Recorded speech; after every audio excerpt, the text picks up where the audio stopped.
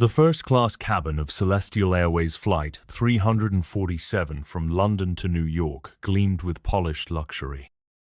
Soft leather seats, ambient lighting, and attentive service created an atmosphere of exclusivity that regular passengers could only dream of experiencing. Among the flight attendants working this transatlantic journey was Marcus Reynolds, a 32-year-old white man with meticulously styled blonde hair and a smile that never quite reached his ice blue eyes. Marcus had spent 8 years with Celestial Airways, rising quickly through the ranks.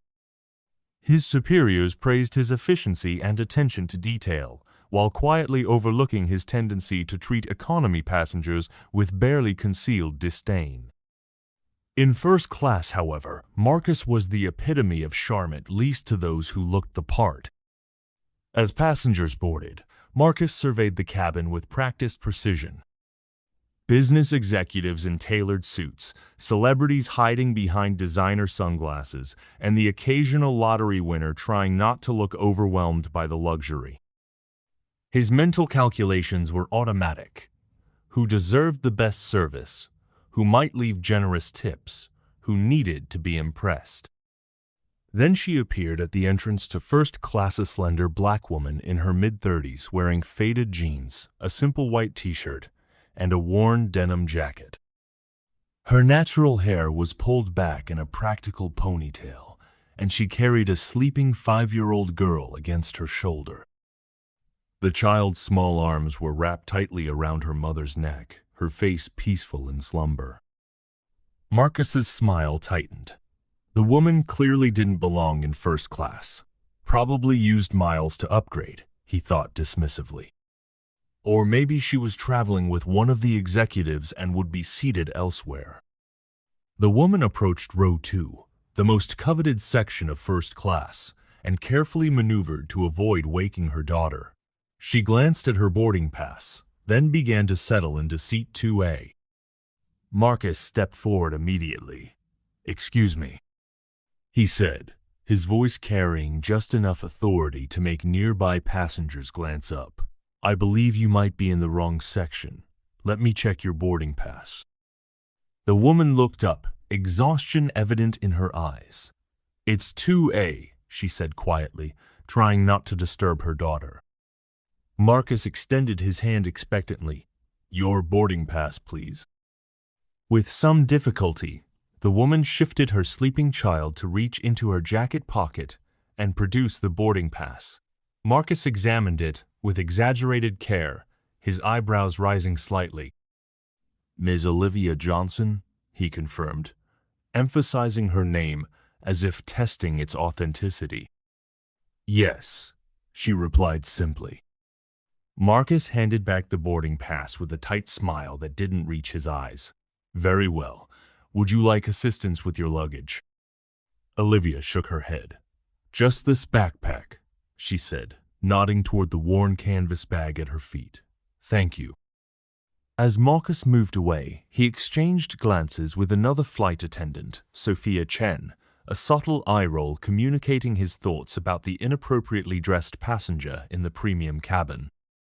What Marcus Reynolds couldn't possibly know was that the woman in seat 2A wasn't just Olivia Johnson.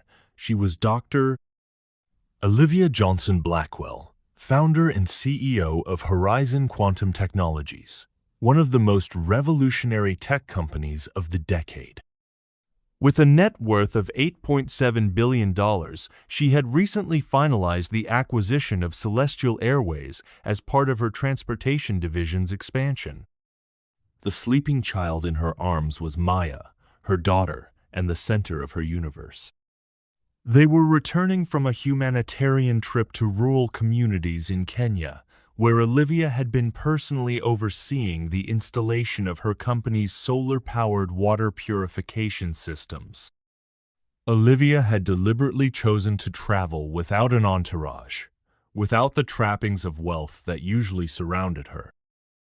After weeks in remote villages, she had wanted nothing more than to blend in, to be just another passenger.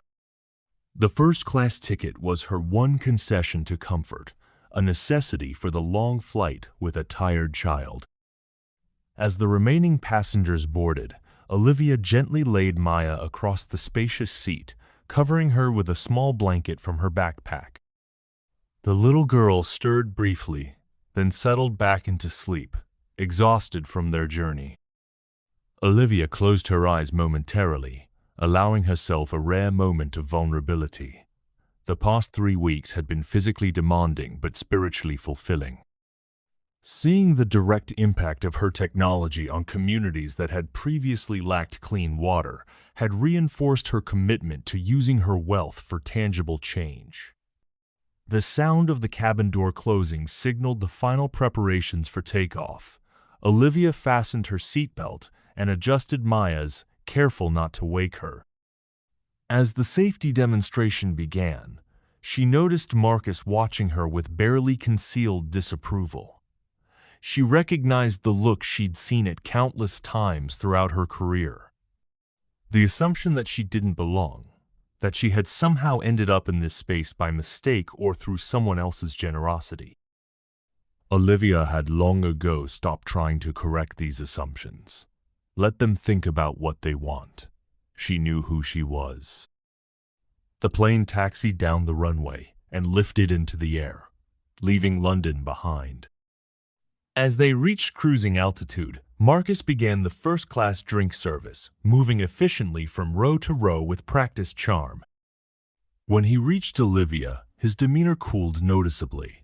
"Something to drink, ma'am?" he asked, the polite words at odds with his tone.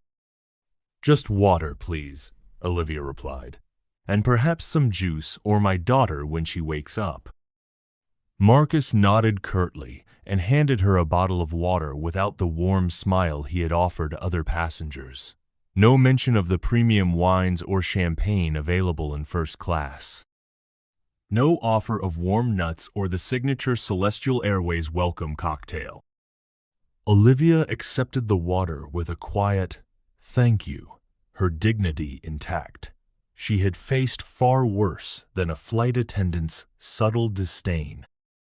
As the daughter of Jamaican immigrants who had worked multiple jobs to put her through school, she had learned early that her worth wasn't determined by others' perceptions. As the flight progressed, Maya woke up, rubbing her eyes and looking around with curiosity. "Are we flying, Mommy?" she asked, her voice still heavy with sleep. Olivia smiled, brushing a curl from her daughter's forehead. "Yes, baby. We're going home." Maya sat up, suddenly alert. "Can I have my book?"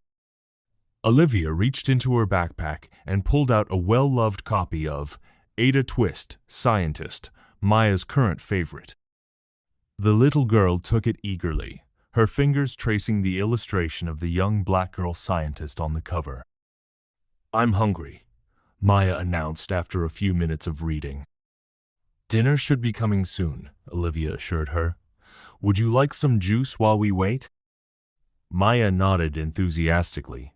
Olivia pressed the call button, and moments later, Marcus appeared, his expression neutral. "Yes?" he asked, without the ma'am or miss he had used with other passengers. "Could we have some apple juice, please?" Olivia asked. Marcus nodded and left without a word. When he returned with the juice, he placed it on Maya's tray without a napkin or the customary first-class service touch. "Thank you," Maya said brightly, unaware of the subtle slight. "You're welcome, sweetheart," Marcus replied, his tone softening slightly for the child before he moved away. Olivia watched the interaction with quiet observation. She had built a tech empire by understanding people, their motivations, their biases, their potential. Marcus was an open book to her, insecure, status, conscious, and likely underpaid for the emotional labor his job required. As dinner service began, the contrast in treatment became more pronounced. While other first-class passengers received detailed descriptions of the menu options, warm bread, and attentive wine pairings, Olivia and Maya were served with minimal interaction. When Maya accidentally knocked over her juice, sending it spilling across the tray table and onto the carpet, Marcus's carefully maintained professionalism cracked. "Be careful," he snapped, loud enough for nearby passengers to look up in surprise. Maya's eyes widened, her lower lip trembling at the harsh tone. "It was an accident," Olivia said calmly but firmly. "She's 5 years old." Marcus pressed his lips together, visibly restraining himself. "Of course. I'll get something to clean this up." When he returned with napkins, his movements were brusque as he wiped up the spill. "These seats are leather," he muttered, just loud enough for Olivia to hear. "They're not meant for children to play in." Olivia felt a flash of anger, but kept her expression neutral for Maya's sake. "Thank you for cleaning up," she said evenly. "We appreciate it." The flight continued with a palpable tension. Maya, sensitive to the atmosphere, became unusually quiet, clutching her book to her chest and leaning against her mother. "It's okay, baby," Olivia whispered, stroking her daughter's hair. "Sometimes people have bad days." As the dinner service concluded, a minor commotion erupted several rows behind them. A white businessman in an expensive suit was loudly complaining about his meal. "This is absolutely unacceptable," he declared, his voice carrying throughout the cabin. "I specifically requested the beef, not this chicken dish. This is first class, for God's sake."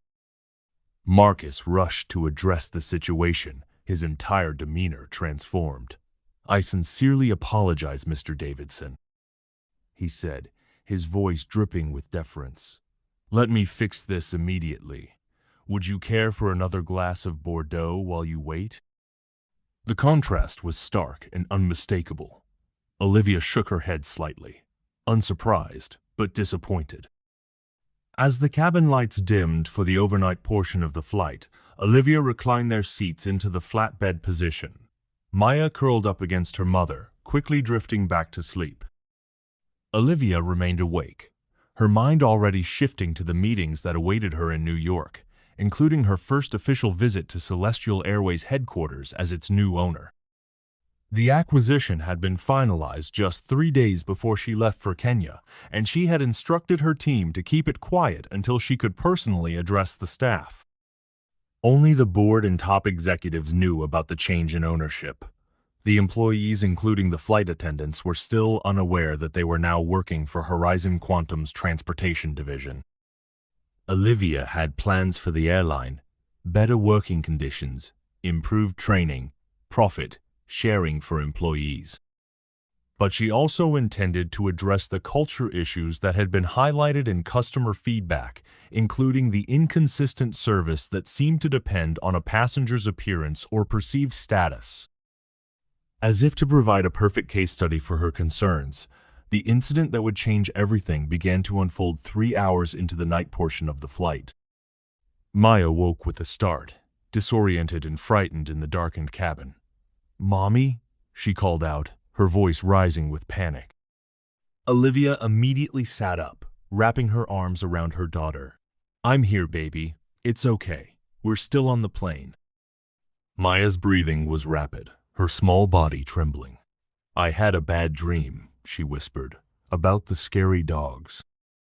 Olivia's heart clenched.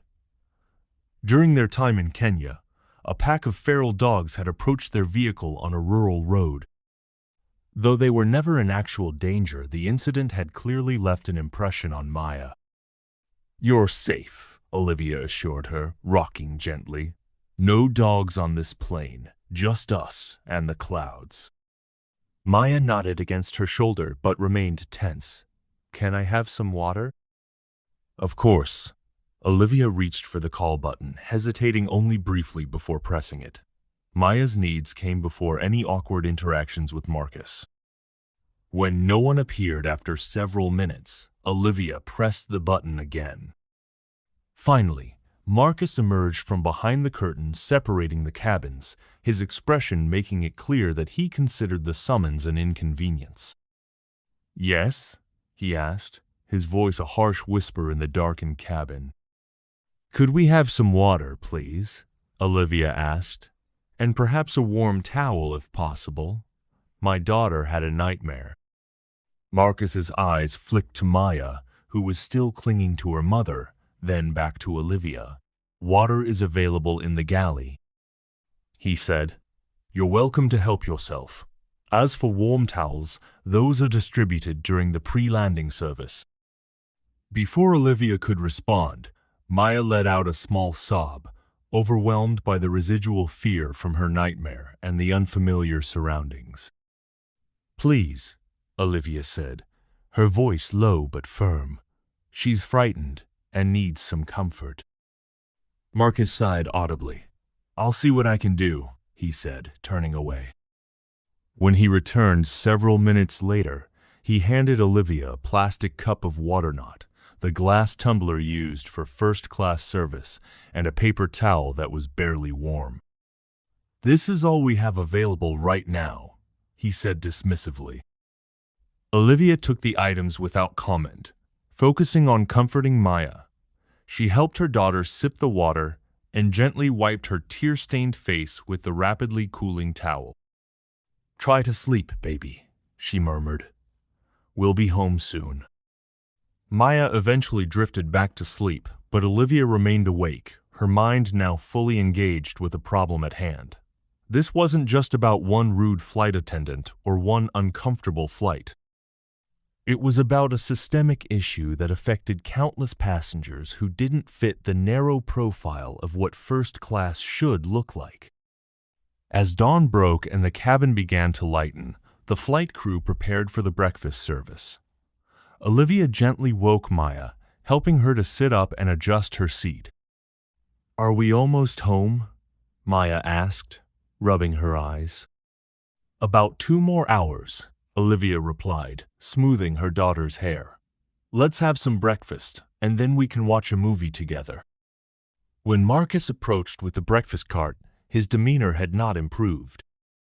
He served the passengers in row 1 with attentive care, describing the options in detail and offering freshly brewed coffee with a choice of creamers. When he reached Olivia and Maya, he simply said, "Breakfast?" while holding out 2 covered trays.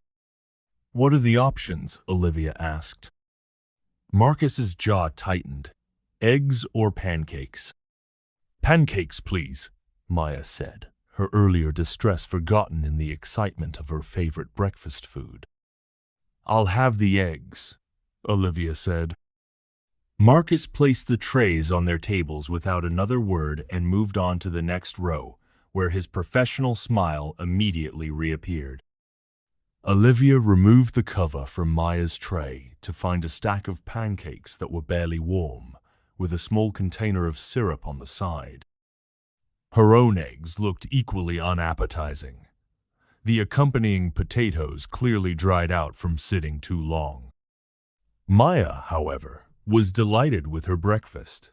Look, Mommy, pancakes on a plane, she exclaimed, reaching for the syrup. As Maya attempted to open the syrup container, her small fingers struggled with the seal. Before Olivia could help, the container burst open, sending syrup across Maya's tray and onto her t-shirt. Oh no, Maya cried, distressed by the sticky mess. Olivia quickly grabbed napkins to contain the spill. It's okay, baby. Accidents happen. Marcus, who was serving coffee to a passenger across the aisle, turned at the commotion. His expression darkened as he took in the scene. Is there a problem? He asked, his tone making it clear that he considered them the problem. Just a little spill, Olivia replied, continuing to clean up. Could we have some more napkins, please? Marcus's nostrils flared slightly. Of course, he said, his voice tight. He returned moments later with a handful of napkins, dropping them on the edge of Olivia's tray rather than handing them to her. As Olivia helped Maya clean up, she noticed her daughter's eyes filling with tears again. What's wrong, baby? She asked softly. He's mad at me, Maya whispered, glancing fearfully toward Marcus, who was now serving coffee several rows away. No, sweetheart, Olivia assured her, though the lie tasted bitter. He's just busy. Don't worry about it. But Maya's perception was accurate. As the breakfast service concluded and Marcus collected the trays, his movements were noticeably more abrupt at their row. When Maya's fork slipped from her tray and clattered to the floor, his patience finally snapped. "Could you please control your child?" he hissed at Olivia, bending to retrieve the fork.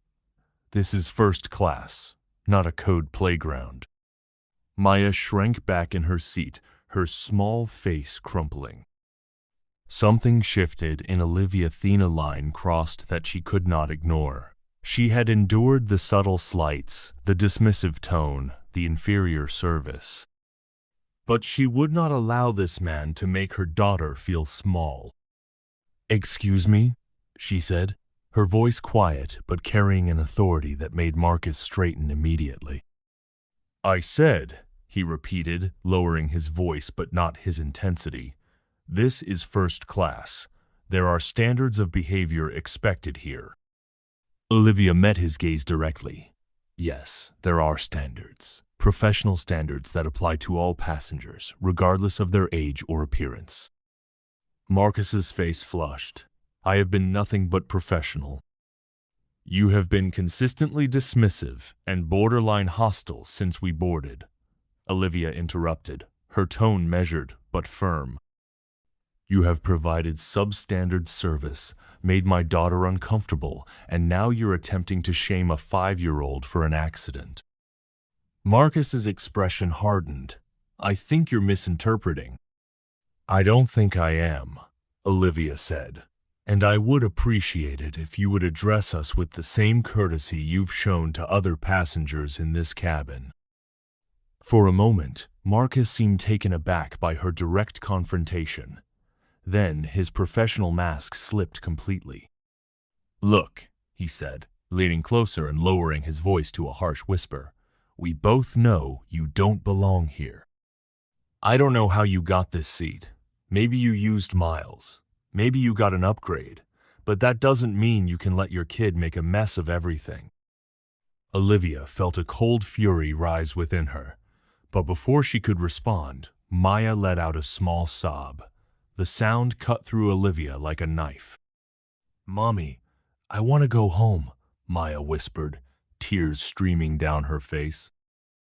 Something in Marcus seemed to register the child's distress, and for a brief moment, uncertainty flickered across his features. But it was quickly replaced by defensive anger. "I'm just doing my job," he muttered, straightening up. "Maintaining standards." "Your job is to provide service to all passengers," Olivia replied, her voice steady despite her anger. "Not to decide who belongs here." Marcus's face contorted with a flash of rage. What happened next occurred so quickly that several passengers later reported different versions of the incident. As Marcus turned away, his arm swung out, whether intentionally or in a gesture of dismissal was unclear, and the back of his hand connected with Olivia's cheek with enough force to snap her head to the side. The cabin fell silent. Maya's crying stopped abruptly in shock. Olivia's hand went to her face, her eyes wide with disbelief. Marcus himself seemed frozen, horror dawning as he realized what had happened. "Two didn't mean," he stammered. Sophia Chen, who had witnessed the incident from the galley, rushed forward. "Marcus!" she gasped. "What did you do?" Other passengers were now standing, phones out, murmuring in shock. A distinguished older gentleman in row 3 called out, "That's assault. I saw it clearly." Marcus backed away, his face ashen. "It was an accident," he insisted. "I was turning, she was too close." Olivia remained seated, one arm around Maya, who had buried her face against her mother's side.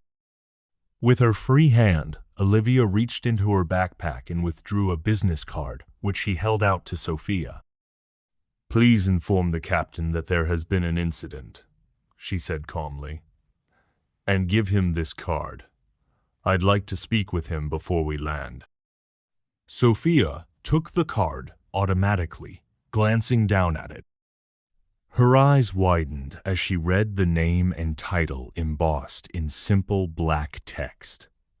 Dr. Olivia Johnson, Blackwell, CEO, Horizon Quantum Technologies. Recognition dawned on Sophia's face. Everyone in the airline industry knew about the recent acquisition by Horizon Quantum. The news had been embargoed from the general public, but internal memos had circulated among management. Sophia began, then stopped herself. Yes, Dr. Johnson, Blackwell. I'll inform the captain immediately. Marcus, who had been backing toward the galley, froze at the exchange. Dr. Johnson, Blackwell? He repeated, his voice barely audible. Olivia didn't acknowledge him. Instead, she focused on comforting Maya, whispering reassurances and gently wiping away her tears. The remainder of the flight unfolded in a surreal atmosphere. Marcus disappeared into the crew area and didn't return to the cabin. Sophia took over the service, her manner now excessively deferential as she offered Olivia and Maya fresh drinks, warm towels, and profuse apologies. The captain's voice came over the intercom. Ladies and gentlemen, this is Captain Richard speaking. We'll be beginning our descent into New York shortly. I'd like to apologize for any disturbance during our flight. Rest assured that any incidents will be thoroughly addressed upon landing. As the plane began its descent, Sophia approached Olivia again. Dr. Johnson, Blackwell, she said quietly. The captain would like to speak with you after we land, if that's convenient. He's deeply concerned about what happened. Olivia nodded. That would be fine. Thank you, Sophia. The flight attendant hesitated, then added in an even lower voice. I want you to know that not all of us, that is, Marcus doesn't represent. She stopped, struggling to find the right words. I understand, Olivia said simply, and I don't make judgments about entire groups based on one person's actions. Relief washed over Sophia's face. Thank you, she whispered before moving away to prepare for landing. As the plane touched down at JFK International Airport, Olivia felt Maya's small hand slip into hers. Are you okay, Mommy? The little girl asked, her eyes still concerned. Olivia squeezed her daughter's hand gently. I'm fine, baby. And you know what? I think some good might come from what happened today. Good? Maya looked confused. Sometimes, Olivia explained, when something bad happens, it gives us a chance to fix things that have been broken for a long time. As the plane taxied to the gate, an announcement requested that all passengers remain seated. Once the aircraft came to a complete stop, the captain emerged from the cockpit, a tall man with silver hair and a grave expression. He made his way directly to Olivia's seat and introduced himself. Dr. Johnson, Blackwell, I'm Captain David Richards. I cannot express how deeply disturbed I am by what occurred on this flight.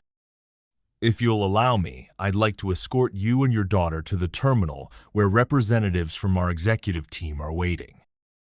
Olivia stood, helping Maya gather her things. Thank you, Captain Richards. I appreciate your concern. As they moved toward the exit, passengers watched in curious silence. The businessman who had complained about his meal earlier now looked particularly uncomfortable, avoiding eye contact as Olivia passed his row.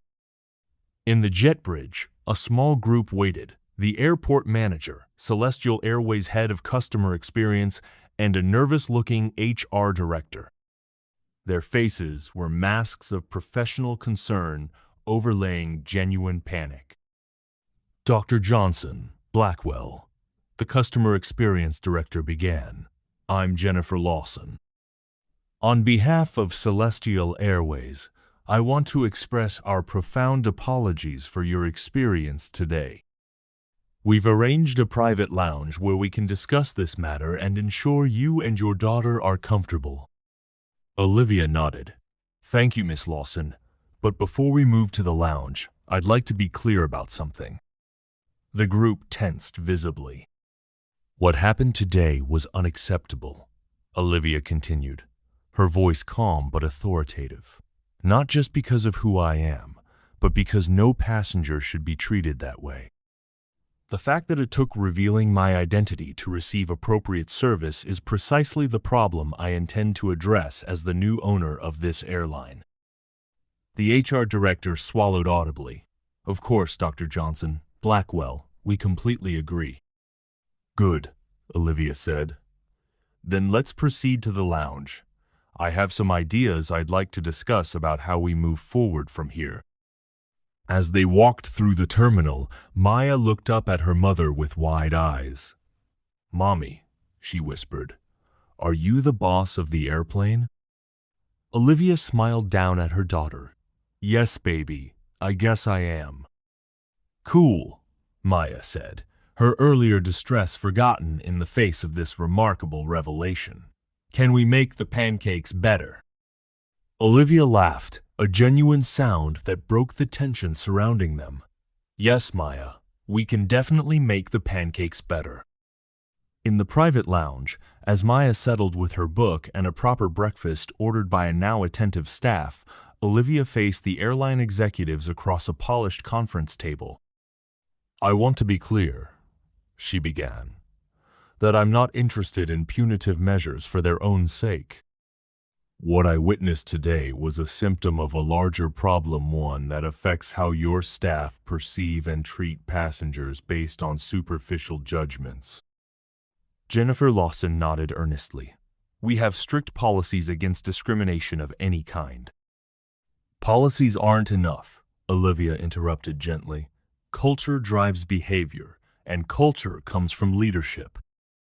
She opened her laptop and turned it to face them. On the screen was a presentation titled Celestial Airways, A New Horizon. I acquired this airline because I believe in its potential, Olivia explained. But realizing that potential will require significant changes, what I experienced today has only confirmed the necessity of those changes. For the next hour, Olivia outlined her vision, a comprehensive training program focused on unconscious bias, a revised compensation structure that rewarded service quality rather than just efficiency, and a complete overhaul of the corporate culture. As for Marcus Reynolds, she concluded, I don't want him fired. The executives exchanged surprised glances. Instead, Olivia continued, I want him to be the first participant in our new training program. If he's willing to acknowledge his behavior and commit to change, I believe he deserves that opportunity. The HR director looked relieved. That's very generous, Dr. Johnson, Blackwell. It's not about generosity, Olivia corrected. It's about effectiveness. Firing one flight attendant doesn't solve the underlying problem. Transforming how we think about service and respect, that's the solution I'm interested in. As the meeting concluded and arrangements were made for Olivia and Maya's transportation to their Manhattan home, Jennifer Lawson lingered behind. Dr. Johnson, Blackwell, she said hesitantly, may I ask you something personal? Olivia nodded, curious. You could have identified yourself immediately, Jennifer said. You could have avoided the entire situation. Why didn't you? Olivia glanced over at Maya, who was happily drawing with crayons provided by the lounge staff. Because respect shouldn't depend on status, she said simply. And because sometimes experiencing the problem firsthand is the only way to truly understand it. She gathered her things and took Maya's hand. I'll see you at headquarters on Monday, Ms. Lawson. We have a lot of work to do. As they left the airport in the waiting car, Maya leaned against her mother's side, tired but content. Mommy, she said thoughtfully, that man was mean because he didn't know you were important. Olivia stroked her daughter's hair. That's part of it, baby. But the real lesson is that everyone is important, whether other people recognize it or not. Maya considered this, her young mind working through the implications. Like how you always say I'm important even though I'm just a kid. Exactly like that, Olivia said, hugging her close. And don't ever forget it. 6 months later, Celestial Airways unveiled its new brand identity and service philosophy. Every passenger, first-class treatment. The company had undergone a remarkable transformation under Olivia's leadership, with employee satisfaction scores rising alongside customer approval ratings. Marcus Reynolds had indeed become the first graduate of the airline's comprehensive training program. The experience had been humbling but ultimately transformative. He now served as a peer mentor for other staff members, sharing his journey from bias to awareness with unflinching honesty. On the anniversary of that fateful flight, Olivia received a handwritten letter from Marcus. It read, in part, "I will never be able to fully express my remorse for how I treated you and your daughter that day, but I can tell you that it changed my life in ways I never expected. Thank you for seeing potential in me when all I showed you was prejudice. Your compassion taught me more than any training program could." Olivia shared the letter with Maya, now 6 years old and full of questions about the world.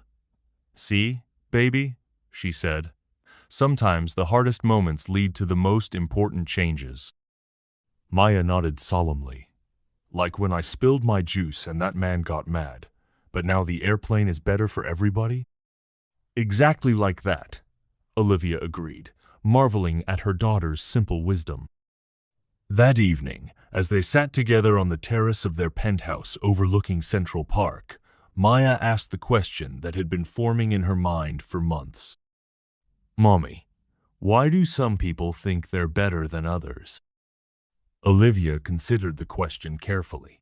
Sometimes people judge others based on what they can see, like the color of their skin or the clothes they wear. They think those things tell them who's important and who isn't. "But that's silly," Maya declared. "You can't see what's in people's hearts by looking at their clothes." "That's right," Olivia agreed. "And that's why it's so important to treat everyone with respect, no matter what they look like or where they come from." Maya leaned against her mother, watching as the lights of the city began to twinkle in the gathering dusk.